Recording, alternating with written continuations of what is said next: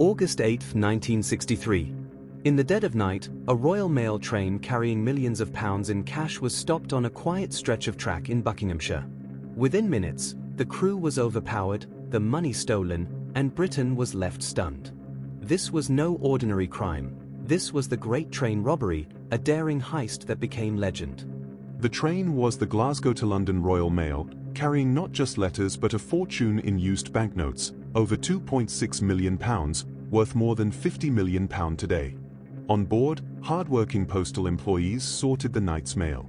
Among them, the train's chief driver, Jack Mills, a man known for his dedication and quiet service. None of them knew that a gang of 15 men was waiting to change their lives forever. The gang, led by Bruce Reynolds, had studied every detail, schedules, patrols, even the signaling system.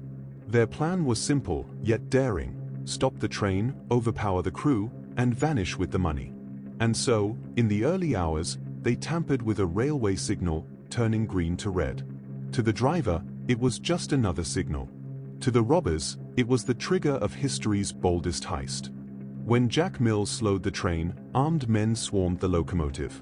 Mills resisted, but he was struck with an iron bar, leaving him unconscious.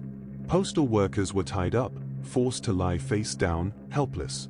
The robbers uncoupled the front carriages, rolling them down the line to a waiting truck. In just 30 minutes, they loaded more than 2 tons of cash. And then, they were gone. It was fast, ruthless, and it seemed perfect. But perfection doesn't last forever. The gang retreated to a farmhouse hideout, splitting their fortune. Yet, in their overconfidence, they left behind fingerprints, evidence that would soon unravel their plan. For the victims, the scars were permanent. Jack Mills never fully recovered from his injury, haunted by trauma until his death. The crime may have been bold, but its human cost was devastating. Within months, Scotland Yard closed in. Arrests came swiftly, and the trial gripped Britain. Harsh sentences were delivered, 30 years each, making headlines across the world. But the twists didn't end there. Ronnie Biggs, one of the robbers, escaped from prison and fled abroad, living a fugitive's life for decades. His story turned him into a tabloid anti-hero, fueling the robberies myth for generations. Even today, much of the stolen money has never been recovered. Some robbers lived quietly in obscurity. Others embraced infamy. But the Great Train Robbery remains more than a tale of stolen money. It's a story of ambition, betrayal, and the thin line between daring and destruction.